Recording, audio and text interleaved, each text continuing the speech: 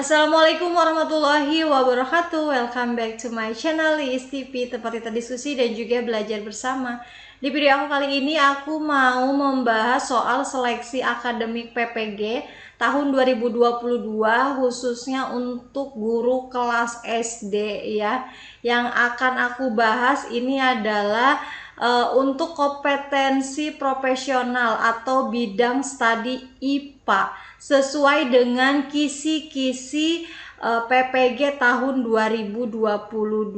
Jadi soalnya ini adalah update ya teman-teman. Sebelumnya buat teman-teman yang belum subscribe, jangan lupa subscribe terlebih dahulu dan juga nyalakan lonceng notifikasinya. Buat teman-teman yang mau gabung di grup telegramnya Belajar Bersama Liis TV khususnya untuk pretest PPG PGSD, teman-teman bakal dapat fasilitas. Yang pertama itu latihan soal setiap hari yang akan di-share di grup telegram, ada video pembahasannya, ada rekap soal PDF-nya, serta 3 paket tryout, dimana masing-masing tryout ini terdiri dari 100 soal ya teman-teman. Dan juga tryoutnya ini juga fleksibel, bisa kapan saja, waktunya terserah teman-teman dan juga bisa diulangi lagi beberapa kali. Teman-teman bisa cek ya di kolom deskripsi aku untuk info lengkapnya. Oke, di sini aku sudah siapkan kisi-kisi untuk seleksi akademik ya. Teman-teman yang belum punya kisi-kisinya ini, teman-teman bisa download di laman ppg.kemdikbud.go.id. Di sana tersedia untuk kisi-kisi seleksi akademik. Kebetulan ini yang aku download ini adalah untuk guru kelas SD. Dan di video kali ini tadi sudah dijelaskan di awal, aku mau membahas untuk kompetensi profesional atau bidang studi IPA. Di sini teman-teman bisa cek untuk materi atau topiknya. Di sini tentang sistem organ pada manusia, dan submaterinya atau subtopiknya di sini tentang sistem organ pernapasan, pencernaan, peredaran darah, dan sistem rangka. Di mana indikatornya ini teman-teman bisa cek di sini. Di sini indikator yang ke-13, yaitu diberikan suatu gambar model sistem organ pernafasan. Peserta dapat menjelaskan proses pernapasan perut. Itu indikatornya. Contoh soalnya seperti apa? Oke, let's go ya. Kita akan bahas satu persatu soal. Contoh soalnya seperti apa sesuai indikator. Jangan lupa buat teman-teman yang belum subscribe, silahkan tekan subscribe terlebih dahulu dan juga nyalakan lonceng notifikasinya. Kita langsung ke contoh soalnya ya teman-teman. Di sini adalah indikator yang ke-13, yaitu diberikan suatu gambar model sistem organ pernafasan. Peserta dapat menjelaskan proses pernafasan perut. Jadi nanti itu di soal pretestnya itu akan disiapkan gambar model sistem organ pernapasan. Contoh soalnya, mekanisme inspirasi pernapasan perut adalah. Nah, teman-teman bisa cek di opsi pilihan jawabannya ini ya teman-teman. Di sini kata kunci soalnya ini adalah mekanisme inspirasi atau fase inspirasi. Yang harus teman-teman pelajari adalah proses pernapasan perut. Di sini indikatornya disebutkan proses pernapasan perut. Yang ditanyakan di sini adalah fase inspirasi. Jadi pernapasan perut ini dibagi menjadi 2, ada fase inspirasi dan juga ada fase ekspirasi. Apa itu fase inspirasi? Jadi fase inspirasi ini adalah udara luar masuk ke dalam paru-paru, itu inspirasi. Kalau ekspirasi yaitu udara keluar dari mana?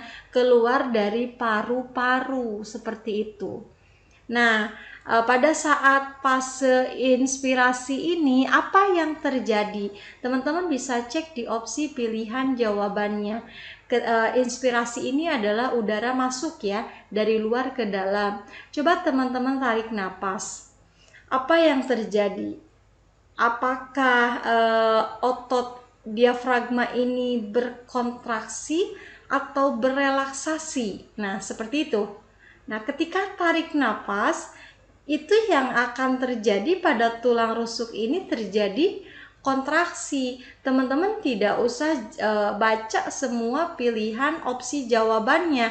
Teman-teman cari mana yang ada kata kontraksi. Coba teman-teman cari. Yang A di sini ada kata kontraksi ya, teman-teman. Berarti oke. Kita bisa checklist dulu deh. Terus juga yang B juga ini berkontraksi, yang C ini relaksasi, maka ini pasti salah yang C. Yang D juga relaksasi, pasti salah. Selanjutnya yang E di sini juga berkontraksi, berarti benar. Berarti kita opsi pilihan yang benarnya berkurang ya. Berarti ada A, B sama E, ini yang berkontraksi. Nah, terus apalagi yang harus kita cari? Kalau teman-teman tidak hafal urutannya itu, tadi inspirasi ini adalah udara masuk, maka teman-teman cari yang paling ujungnya, udara masuk dari luar ke dalam. Mana yang udara luar masuk ke dalam paru-paru ini? Coba opsi yang A, udara keluar dari paru-paru, salah ya, karena ini adalah fase ekspirasi. Coba lihat yang E, udara luar saja ya, tidak jelas. Terus kita cari lihat yang opsi yang terakhir yang B, udara luar masuk ke paru-paru. Ini jawaban yang paling tepatnya adalah opsi yang B. Kita lanjut ke soal nomor 2. Berikut ini adalah organ-organ pada tubuh manusia. Di sini datanya ada 1 sampai 6. Teman-teman bisa lihat di sini. Yang pertama ini ada rongga hidung, yang kedua ini ada hati atau liver, yang ketiga ada trakea, selanjutnya ada usus besar, ada bronkus dan juga bronkiolus. Nah, pertanyaannya adalah organ penyusun saluran pernapasan adalah, teman-teman cek mana sih organ yang menyusun saluran pernapasan. Nah, jawaban yang tepat adalah opsi yang E. Jadi organ penyusun saluran pernapasan ini yang pertama ini ada rongga hidung ya teman-teman.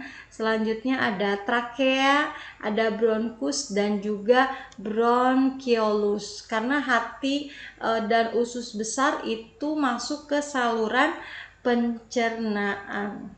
Kita lanjut ke indikator yang ke-14, di mana indikatornya ini adalah diberikan beberapa pernyataan tentang pengalaman dan pengetahuan tentang proses makan makanan. Peserta dapat memilih rumusan pencernaan yang tepat. Contoh soalnya, perhatikan pernyataan berikut ini. Di sini ada 5 pernyataan. Teman-teman bisa baca pernyataannya ini ya. Teman-teman bisa pause dulu video YouTube-nya ini. Dimana pertanyaannya ini adalah yang tidak sesuai. Oke, yang tidak sesuai dari sistem pencernaan makanan pada manusia adalah, teman-teman baca satu persatu pernyataannya ini, dan kata kuncinya di sini adalah yang tidak sesuai ya teman-teman ya, yang tidak sesuai dari sistem pencernaan makanan pada manusia. Jawaban yang tepat adalah opsi yang E, yaitu 4 dan juga 5. Kelenjar pencernaan terdiri atas kelenjar ludah dan kelenjar getah lambung. Dan juga poin yang kelima yaitu enzim pencernaan makanan dihasilkan oleh lambung. Ini yang tidak sesuai. Kita lanjut ke soal nomor 4. Berikut ini adalah nama-nama organ pada tubuh manusia. Di sini ada datanya, ini ada 6. ya. Teman-teman bisa lihat, bisa baca sendiri. Teman-teman tinggal pause saja, di pause saja videonya ya teman-teman ya. Pertanyaannya adalah organ penyusun saluran pencernaan. Kata kuncinya adalah organ penyusun saluran pencernaan. Yang mana yang termasuk ke dalam organ penyusun saluran pencernaan? Jawaban yang tepat adalah opsi yang D ya teman-teman. Yang pertama yaitu adalah tenggorokan, selanjutnya ke kerongkongan, dan juga usus 12 jari, dan terakhir yaitu usus besar atau kolon. Kita lanjut ke soal nomor 5. Dalam proses pencernaan tentunya melibatkan banyak unsur-unsur kimia seperti enzim yang terdapat dalam lambung manusia yang sangat berpengaruh dalam sistem pencernaan manusia. Enzim yang berfungsi untuk memecah lemak menjadi asam lemak dan gliserol, yaitu A itu pepton, B asam klorida, C lipase, D renin, atau E amilase. Kata kuncinya di sini adalah enzim untuk memecahkan lemak ya teman-teman menjadi asam lemak dan juga gliserol. Maka jawaban yang paling tepat adalah opsi yang C, yaitu enzim lipase. Nah, ini adalah enzim lambung ya teman-teman. Jadi teman-teman harus mempelajari enzim lambung. Apa itu asam klorida atau HCl, pepsin itu apa, lipase, renin, dan juga gastrin. Teman-teman harus tahu. Jadi lipase itu fungsinya itu untuk mengubah lemak menjadi asam lemak. Terus juga pepsin ini berfungsi untuk mengubah protein menjadi pepton, seperti itu ya. Teman-teman harus pelajari itu. Kita lanjut ke indikator 15. Diberikan fenomena tentang tekanan diastol dan juga sistol, peserta dapat menafsirkan hal-hal yang terjadi pada bagian-bagian jantung. Di sini contoh soalnya adalah jantung merupakan bagian vital tubuh manusia yang bertugas untuk menerima dan memompa darah ke seluruh tubuh manusia. Jantung terdiri atas 4 katup. Salah satunya adalah katup mitral. Di bawah ini yang merupakan fungsi dari katup mitral. Kata kuncinya di sini adalah fungsi dari katup mitral itu apa gitu ya. Jadi teman-teman bisa baca di opsi pilihan jawabannya. Kira-kira jawaban yang paling tepat itu yang mana? Berarti untuk menjawab soal ini atau indikator ini, teman-teman itu harus tahu bagian-bagian jantung. Teman-teman harus mempelajari bagian-bagian jantung. Seperti itu ya teman-teman. Untuk pertanyaan nomor 6 ini, jawaban yang paling tepat adalah opsi yang A. Ya teman-teman, jadi fungsi dari katup mitral ini untuk mengalirkan darah yang kaya oksigen dari paru-paru mengalir dari serambi kiri ke bilik kiri, seperti itu. Jadi teman-teman harus mempelajari anatomi jantung manusia. Ini jantung ya, teman-teman harus pelajari ini. Jadi katup, serambi kanan, bilik kanan, bilik kiri, ini harus teman-teman kuasai juga. Kita ke soal nomor 7, masih tentang jantung. Ini contoh soalnya. Terdapat 3 pembuluh darah utama yang terdapat di jantung. Salah satunya adalah pembuluh darah yang menghubungkan arteri terkecil dengan vena terkecil yang disebut dengan A. arteri, B. vena, C. kapiler, D. ventrikel, atau E yaitu atrium. Nah, jawaban yang tepat adalah opsi yang C ya teman-teman, yaitu kapiler. Jadi tetap teman-teman harus memahami bagian-bagian jantung seperti tadi.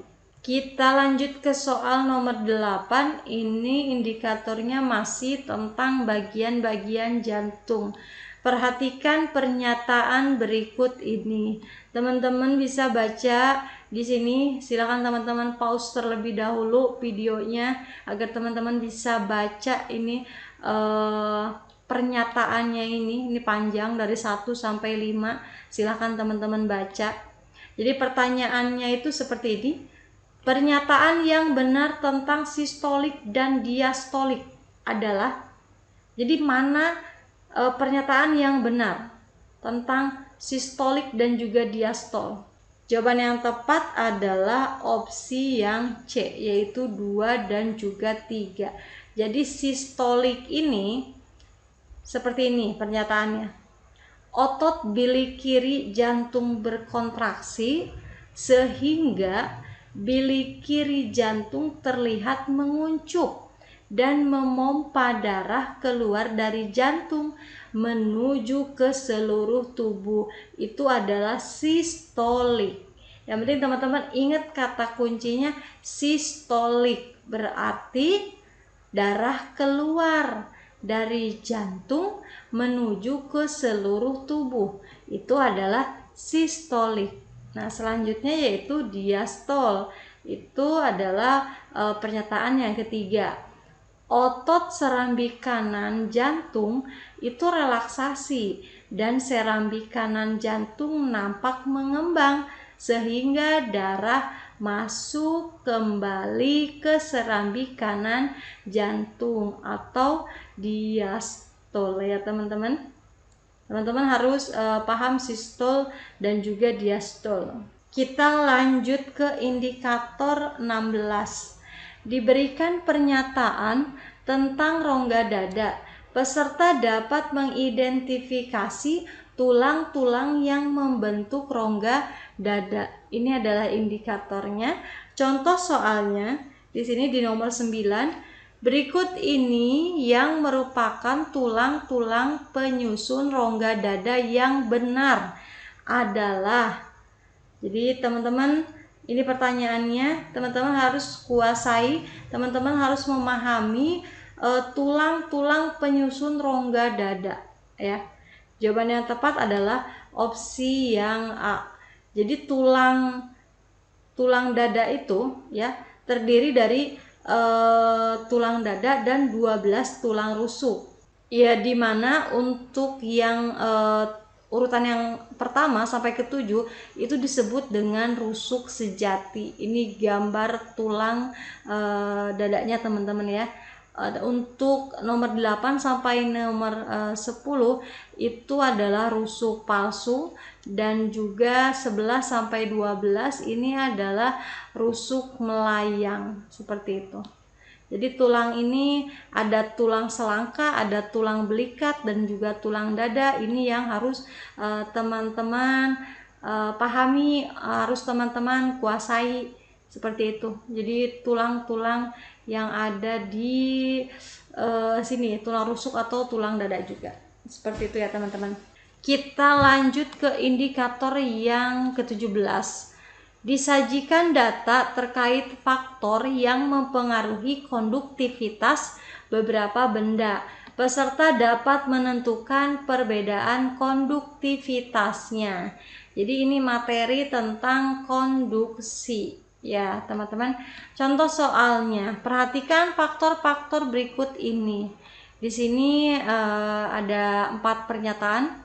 Yang pertama yaitu beda suhu, panjang benda, luas permukaan, dan juga yang terakhir yaitu konduktivitas thermal zat. Pertanyaannya, di antara faktor tersebut, maka laju kalor konduksi terlambat terjadi pada laju kalor konduksi terlambat. Ya teman-teman, kata kuncinya ini. Jawaban yang tepat adalah opsi yang C, benda dengan konduktivitas thermal kecil. Jadi kalau mau cepat konduksinya, maka bendanya ini konduktivitas termalnya ini harus besar agar konduksinya ini semakin cepat. Konduksi itu apa sih gitu kan? Teman-teman harus pelajari itu. Teman-teman tahu kan benda-benda yang bisa menghantarkan konduksi gitu, menghantarkan panas dengan cepat seperti apa? Contohnya kalau teman-teman ngajar di SD itu biasanya contoh untuk pelajaran konduksi ini teman-teman bisa menggunakan air panas dalam gelas dan juga sendok besi ya. Jadi ketika airnya panas itu kan akan terasa panas juga di pegangan sendoknya, seperti itu konduksi itu. Kita lanjut ke soal nomor 11. Berikut ini adalah benda-benda yang ada di atas meja. Jadi ada aluminium, ada tembaga, besi, karet, kayu, dan juga plastik. Agus diminta oleh gurunya untuk mengelompokkan benda tersebut. Akhirnya Agus mengelompokkan menjadi 2, yaitu aluminium, tembaga, besi dijadikan satu kelompok. Sedangkan karet, kayu, dan juga plastik dijadikan satu kelompok. Kira-kira apa yang dipakai dasar oleh Agus untuk mengelompokkannya? Seperti itu. Jawaban yang tepat adalah opsi yang C, yaitu berdasarkan konduktivitasnya. Jadi si Agus ini membagi benda-bendanya ini berdasarkan konduktivitasnya. Mana sih benda yang bisa menghantarkan panas, mana yang tidak, seperti itu. Kita lanjut ke indikator 18. Disajikan nama beberapa benda, peserta dapat mengelompokkan dengan memberikan alasan atau dasar pengelompokannya. Contoh soalnya, materi yang tidak dapat diuraikan dengan reaksi kimia menjadi zat yang lebih sederhana. Disebut apa? Untuk reaksi kimia menjadi zat yang lebih sederhana. Ini kata kuncinya. Jawaban yang paling tepatnya itu adalah opsi yang E, yaitu unsur. Kita lanjut ke nomor 13. Indikatornya masih sama. Perhatikan data berikut. Di sini ada 5 ya datanya. Yang pertama ada tembaga, air cuka, garam, emas, dan juga timah. Di antara data di atas yang termasuk senyawa adalah 2 dan juga 3, opsi yang B ya teman-teman, karena untuk nomor 1 ini tembaga ini termasuk ke dalam unsur murni, emas juga unsur murni, timah juga unsur murni. Nanti di soal ini nggak akan ada keterangan unsur murninya ini, paling di soal nanti itu keterangannya itu hanya tembaga, air cuka, emas, timah, seperti itu. Kita langsung ke indikator yang 19. Disajikan tentang 2 orang yang menimba air dengan cara yang berbeda. Yang satu menimba langsung dengan menggunakan tali, satunya lagi menggunakan katrol. Peserta didik dapat membandingkan besar keuntungan mekaniknya. Di sini yang harus teman-teman pelajari yaitu besar keuntungan mekanik dalam menggunakan katrol ya teman-teman. Di sini tidak disebutkan katrol yang digunakannya itu katrol apa? Apakah katrol tetap, apa katrol bergerak, atau katrol majemuk, seperti itu ya teman-teman. Yang penting teman-teman harus memahami semuanya aja. Jadi nanti itu di soal itu akan ada gambar.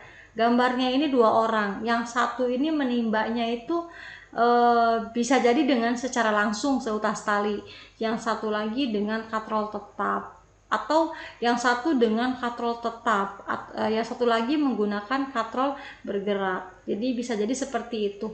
Masih banyak kemungkinan. Di sini ada contoh soalnya. Di sini ada Herman dan juga Joko menimba air dengan cara yang berbeda. Nah, si Herman ini menimba air dengan menggunakan katrol tetap. Sedangkan si Joko ini menimba air menggunakan katrol bebas. Siapa yang mengeluarkan gaya lebih besar untuk menimba air tersebut? Teman-teman cek di opsi pilihan jawabannya. Jawaban yang tepat adalah opsi yang B. Jadi si Herman ini mengeluarkan gaya lebih besar daripada si Joko karena keuntungan mekanik dari Herman ini setengah dari keuntungan mekanik yang dihasilkan oleh Joko. Pembahasannya seperti ini. Jadi untuk menimba menggunakan katrol tetap itu keuntungan mekaniknya 1. Kalau katrol bergerak keuntungan mekaniknya 2. Seperti itu ya teman-teman. Kita lanjut ke indikator yang ke-20, di mana indikatornya ini adalah disajikan gambar tentang proses perubahan energi pada pembangkit listrik, bisa jadi angin atau air atau matahari atau juga uap. Peserta dapat menganalisis perubahan energi apa yang terjadi pada setiap tahapannya. Jadi di sini perubahan energi ya teman-teman materinya ini, dan di contoh soal di sini ada perubahan energi pada energi matahari menjadi energi listrik. Jadi disediakan gambar teman-teman, gambarnya seperti ini. Bisa jadi nanti teman-teman dapatnya itu perubahan energi dari angin atau dari air. Yang aku contohin di soal pada video kali ini tentang perubahan energi matahari menjadi energi listrik. Teman-teman bisa lihat gambarnya seperti ini. Pertanyaannya, berdasarkan gambar di atas, alat yang mengubah energi matahari menjadi energi listrik itu ditunjukkan oleh gambar nomor berapa.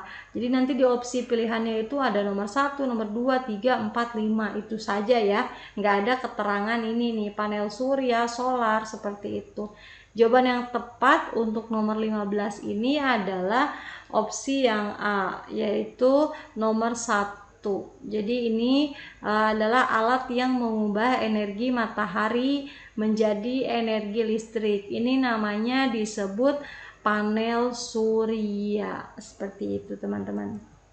Kita ke indikator yang ke-21, di mana indikatornya ini adalah disajikan grafik hubungan antara waktu, pemanasan, dan perubahan suhu suatu zat cair yang masanya berbeda. Peserta dapat menentukan mana yang memerlukan kalor lebih besar. Di sini contoh soalnya, teman-teman bisa perhatikan grafik berikut ini. Pertanyaannya, jika jenis kelima benda tersebut adalah sama, ya, jadi jenisnya itu sama tetapi berbeda masanya, di mana massa pada benda yang di A ini adalah 1 kg, di sini massa yang B ini 2 kg, yang C 3 kg, yang D 4 kg, yang E ini massanya adalah 5 kg. Pertanyaannya, maka benda mana yang memerlukan kalor paling besar? Yang mana kira-kira teman-teman? Kalau misalkan massanya yang paling besar, maka itu juga memerlukan kalor yang besar pula. Maka jawaban yang paling tepat adalah opsi yang E. Teman-teman tidak perlu hitung, teman-teman cek saja yang paling tinggi yang mana. Karena yang ditanyakan di sini adalah yang memerlukan kalor paling besar. Ketika pertanyaannya diganti mana benda yang memerlukan kalor paling kecil, kira-kira jawabannya yang mana? Pasti yang massanya paling rendah, maka jawabannya yang A. Seperti itu teman-teman ya. Maka massanya semakin besar pula, maka kalori yang dibutuhkan pun akan semakin besar. Itu rumusnya. Kita ke indikator nomor 22. Disajikan data tentang keterkaitan Hari Raya Idul Fitri 2 tahun berturut-turut dengan kalender Masehi. peserta dapat mengidentifikasi perbedaan kalender Masehi dengan kalender Hijriyah. Jadi teman-teman bakal dapat soal untuk mengidentifikasi perbedaan kalender Masehi dan juga kalender Hijriyah. Contoh soalnya seperti ini. Teman-teman bakal disajikan data.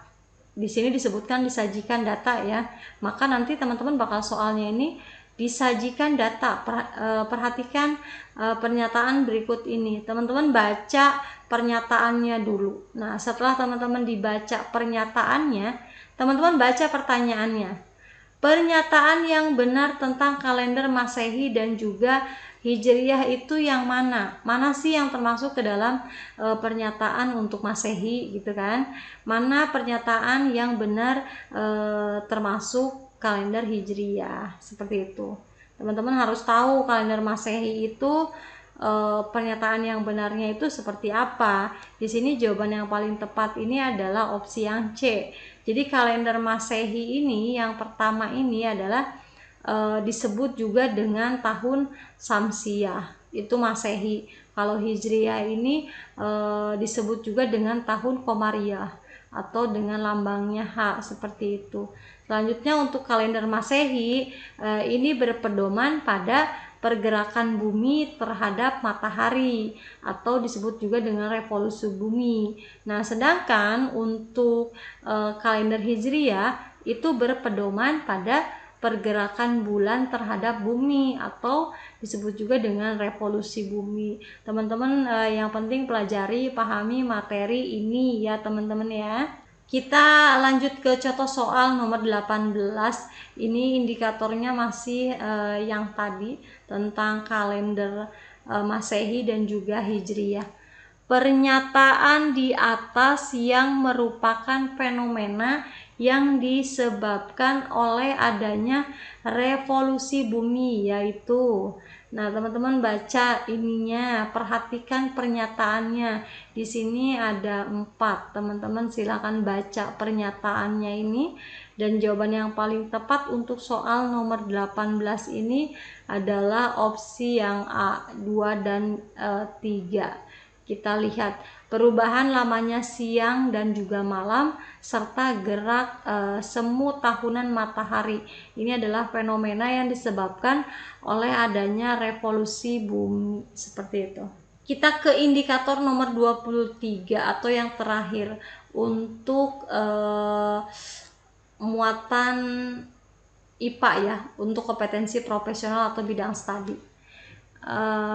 Di mana indikatornya ini adalah disajikan data tentang kasus terjadinya bencana alam di permukaan bumi. Peserta dapat menganalisis proses alam endogen atau eksogen keterkaitan dengan bencana alam tersebut. Jadi teman-teman harus mempelajari tentang endogen dan juga eksogen. Contoh soalnya, gejala alam yang disebabkan adanya tenaga endogen dari dalam perut bumi. Di antaranya adalah untuk tenaga endogen ini, jawaban yang paling tepat adalah opsi yang C, yaitu gempa bumi dan juga gunung meletus. Itu saja yang bisa aku sampaikan di video kali ini. Semoga bermanfaat untuk teman-teman semuanya. Jika video ini menurut teman-teman bermanfaat, silahkan di-share sebanyak-banyaknya agar semakin banyak lagi orang yang bisa merasakan manfaat dari video aku ini. Akhir kata, salam sehat dan juga semangat.